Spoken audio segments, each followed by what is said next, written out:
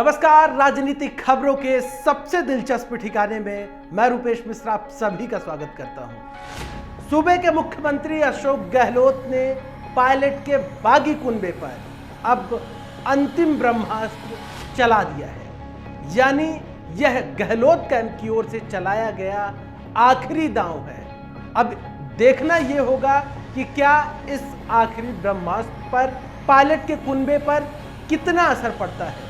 लेकिन विशेषज्ञों का कहना है कि गहलोत ने जो ये अंतिम ब्रह्मास्त्र चलाया है ये भी उनके लिए फायदेमंद ही साबित होगा। लेकिन दूसरी ओर सचिन पायलट ने एक बेहद चौंकाने वाला बयान दे दिया है। क्या है पूरा मामला, उसे विस्तार से समझने के लिए देखिए हमारी खास रिपोर्ट। राजस्थान कांग्रेस की बगिया इन दिनों पायलट के कुनबे के बागियों से गुलजार है, लेकिन इसी बीच मुख्यमंत्री गहलोत ने पायलट के बागी कुनबे पर अपना अंतिम ब्रह्मास्त्र छोड़ दिया है। दरअसल अब कांग्रेस ने राजस्थान में सचिन पायलट और उनके बागी साथियों को अयोग्य घोषित करने की कवायद शुरू कर दी है।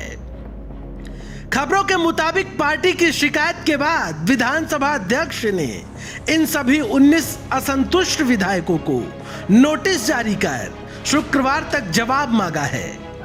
नोटिस में पूछा गया है कि पार्टी विरोधी गतिविधियों और कांग्रेस विधायक दल की 2 बैठकों में शामिल नहीं होने पर उन्हें अयोग्य क्यों नहीं ठहराया जाना चाहिए।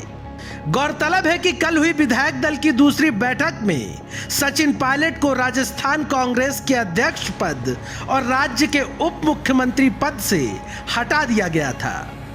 साथ ही उनके समर्थक 2 मंत्री भी हटा दिए गए थे। चर्चा है कि मुख्यमंत्री अशोक गहलोत आज नए सिरे से कैबिनेट के गठन पर काम शुरू कर सकते हैं। वहीं दूसरी ओर माना जा रहा है कि सचिन पायलट और बागी विधायकों के बर्खास्त होने से अशोक गहलोत को फायदा होगा, क्योंकि इससे राजस्थान विधानसभा में बहुमत के लिए जरूरी 101 सदस्यों का आंकड़ा नीचे आ जाएगा। लेकिन इसी बीच पायलट का एक और चौंकाने वाला बयान सामने आया है।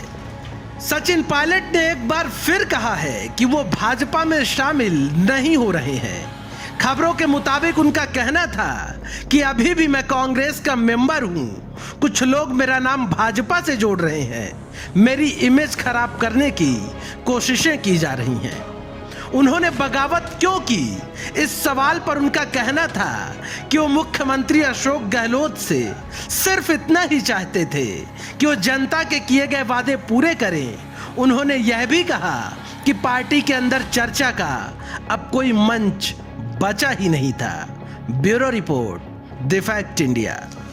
तो दोस्तों देखिए आपने हमारी खास रिपोर्ट कि किस तरीके से अब जो पायलट का जो बागी कुनबा है उनकी जो सदस्यता है उनको खत्म करने की जो कवायद है वो शुरू कर दी गई है।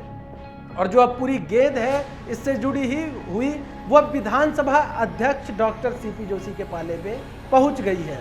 शुक्रवार तक का बागी विधायकों को समय दिया गया है कि बागी विधायक या तो वापस आ जाए या तो नोटिस दे कि आखिर क्यों वो पार्टी के विधायक दल की बैठक में शामिल क्यों नहीं हुए।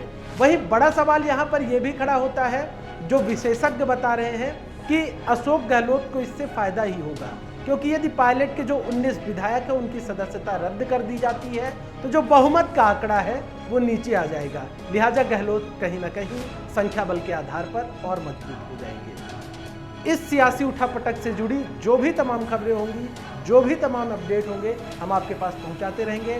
तब तक के लिए नमस्कार।